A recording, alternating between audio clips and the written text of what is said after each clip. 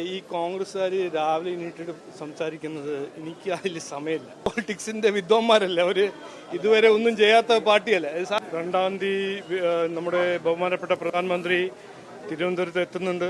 അദ്ദേഹം കേരളത്തിന്റെ ഒരു പ്രധാനമായ ഒരു അടിസ്ഥാന സൗകര്യം, ഒരു പ്രധാനമായ ഒരു ഇൻഫ്രാസ്ട്രക്ചർ പ്രോജക്റ്റ് ആയ വിഴിഞ്ഞം പോർട്ടിന് ഇനോഗ്രേറ്റ് ചെയ്യാനാണ് അദ്ദേഹം വരുന്നത്. ഇത് നമ്മുടെ നാടിന് വേണ്ടി വിഴിഞ്ഞം പോർട്ടും ഇവിടെ നടക്കുന്ന ഹൈവേസും അതിൻ്റെ ഒപ്പം നടക്കുന്ന റെയിൽവേ മോഡേണൈസേഷനും എല്ലാം ഒറ്റക്കെട്ടായിട്ട് നോക്കുമ്പോൾ കേരളത്തിൻ്റെ ഒരു ഭാവിക്ക് വേണ്ടി ഒരു പുതിയ ഇൻഫ്രാസ്ട്രക്ചർ ഡെവലപ്മെൻറ്റ്, ഒരു റെവല്യൂഷൻ.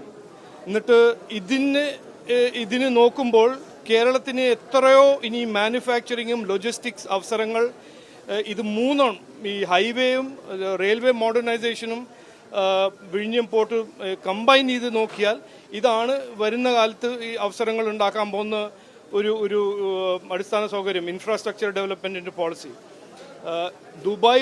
ദുബായ് നോക്കിയാലും സിംഗപ്പൂർ നോക്കിയാലും പോർട്ടിലെ ഡെവലപ്മെൻറ്റ്, പോർട്ട് ഉള്ള ഒരു ഡെവലപ്മെൻറ്റ് മോഡൽ ആണ് ഇപ്പോൾ നമുക്ക് ഒരു വരുന്ന കാലത്ത് ഇവിടെ ഉണ്ടാക്കാനൊരു അവസരം. അതുകൊണ്ട് പോർട്ടും ഹൈവേ ഡെവലപ്മെൻറ്റും അതിൻ്റെ ഒപ്പം റെയിൽവേ മോഡേണൈസേഷനും നമ്മുടെ കേരള നാട്ടിൻ്റെ ഒരു കംപ്ലീറ്റ് പുതിയ ഇക്കണോമിക് ഡയറക്ഷനിൽ കൊണ്ടുപോകാൻ ഒരു നല്ലൊരു അവസരമായിട്ടാണ് ഞാൻ കാണുന്നത്.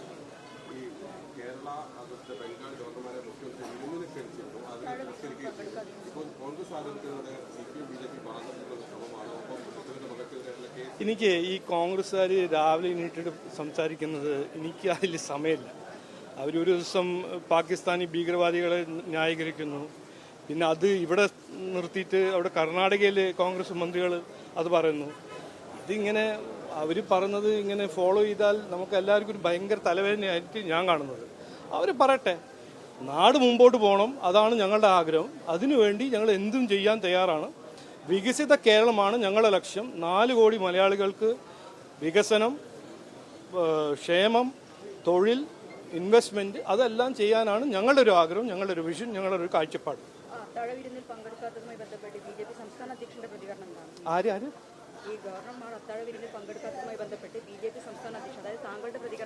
അല്ല, എനിക്ക് പറയാനുള്ളത് ഞാൻ പറയുന്നുണ്ട്. എല്ലാ ഇഷ്യൂസിനെ പറ്റി പറയാനും അതിനെക്കുറിച്ച് പറയാൻ എനിക്ക് അങ്ങനെ ആഗ്രഹമില്ല. അത് അവർ കമന്റ് ചെയ്യും. എന്തോന്നോ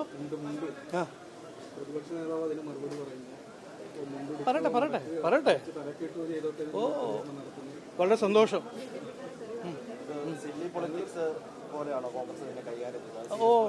ഓ പിന്നെ അവരല്ലേ പറയുന്ന ആൾക്കാർ, സില്ലി പൊളിറ്റിക്സിന്റെ വിദ്വാന്മാരല്ല, അവര് ഇതുവരെ ഒന്നും ചെയ്യാത്ത പാർട്ടിയല്ല. സാരില്ല. ഞാനേ നോക്ക്, ഞാൻ ചെയ്യുന്നത് ഒരു പ്രാക്ടിക്കൽ കാഴ്ചപ്പാടുള്ള ഒരു പോളിറ്റിക്സാണ് ഞങ്ങൾ മുമ്പോട്ട് വെക്കുന്നത്. അത് വികസിത കേരളം. അതിനെക്കുറിച്ച് എന്തെങ്കിലും പറയാനുണ്ടെങ്കിൽ അവർ പറയാം. UPA സമയത്ത് 8 UPA മിനിസ്റ്റേഴ്സ് കേരളത്തിൻ്റെ മിനിസ്റ്റേഴ്സായിരുന്നു. ആ 10 കൊല്ലത്തിൽ അവർ എന്ത് ചെയ്തില്ല എന്നാണ് ചോദിക്കേണ്ടത്. അതിനെക്കുറിച്ച് ഡിബേറ്റ് ചെയ്യാൻ തയ്യാറാണ്. അതെല്ലാം വിട്ടിട്ട് മുണ്ടും എനിക്ക് മലയാളം അറിയില്ല, എനിക്ക് കേരള രാഷ്ട്രീയം അറിയില്ല എന്ന് പറഞ്ഞ് നടക്കുന്ന ആൾക്കാരോട് ഞാൻ എന്ത് പറയാനാണ്? അവരായിരിക്കും വിദ്വാൻ. കേരള രാഷ്ട്രീയത്തിന് 65 കൊല്ലം 70 കൊല്ലം ആരായിരുന്നു വിദ്വാൻ നമുക്ക് എല്ലാവർക്കും അറിയാം. അതിന് ജനങ്ങളുടെ കഷ്ടങ്ങളോ ജനങ്ങളുടെ പ്രശ്നങ്ങളോ പരിഹരിക്കാണ്ട് ഓടുന്ന തുള്ളിച്ചാടുന്ന ഭീകരവാദികളെ ന്യായീകരിക്കുന്ന ആരാണെന്ന് നമുക്കറിയാം.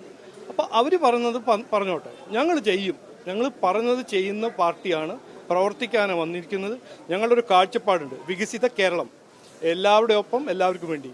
അതിനെക്കുറിച്ച് എന്തെങ്കിലും പറയാനുണ്ടെങ്കിൽ ഞാൻ തയ്യാറാണ് അതിന് ഡിബേറ്റ് ചെയ്യാൻ.